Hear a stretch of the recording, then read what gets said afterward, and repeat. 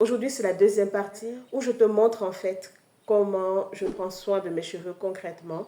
Donc la première partie, je te montrais mon jour de soin complet et pour ça il était vraiment complet parce que exceptionnellement j'ai fait un soin avant le shampoing. Depuis mon dernier jour de soin, je te le dis vraiment en toute sincérité, je n'ai pas vraiment touché mes cheveux. Je suis à 16 jours depuis le dernier jour de soin, 16 jours bien comptés, où mes cheveux sont restés la plupart du temps en tresse.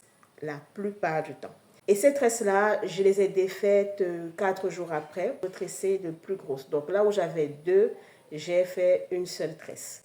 Et j'ai géré les jours suivants comme ça, tout simplement. Je n'ai vraiment pas touché mes cheveux. Mais est-ce que ça m'a empêché d'être bien avec mes cheveux? Bien sûr que non, pas du tout. J'ai réalisé que c'est même quand je ne les touche absolument pas qu'ils retiennent plus de longueur. Tu te rappelles bien les étapes d'une bonne routine capillaire simple et efficace.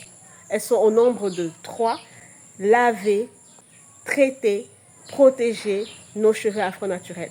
Pour t'aider à construire ta routine capillaire, je te propose un mini-guide totalement gratuit qui te récapitule les gestes de soins appropriés, les produits et accessoires clés pour chacune des étapes d'une bonne routine capillaire. Ce mini-guide est en description. Et si tu veux l'avoir plus rapidement, tape juste en commentaire mini-guide et là je te transmets le lien en réponse à ton commentaire. Avec ce mini-guide fluide et coloré, tu peux partir du bon pied pour commencer à te bâtir une routine capillaire sereinement afro. Aujourd'hui, je me suis dit, bon, voilà, je porte les tresses depuis et il faut bien que je voie en fait comment mes cheveux sont. À travers cette expérience, j'ai vraiment réalisé que nos cheveux afro-naturels n'ont pas besoin d'être une charge supplémentaire dans nos vies bien remplies de mamans, d'épouses et de professionnels.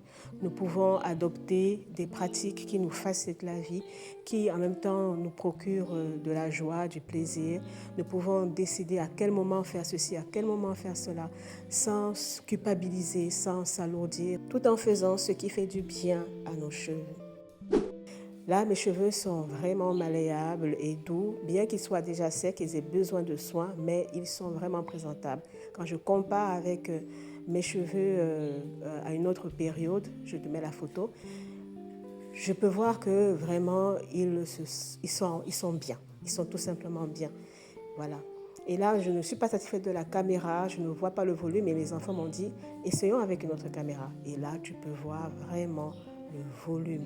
Vraiment le volume. Moi-même, je suis très agréablement surprise du volume de cette chevelure. Et voilà. Et je pense que c'est possible pour toutes les femmes comme moi qui ont beaucoup de responsabilités, mais qui veulent vraiment pouvoir être belles avec leurs propres cheveux.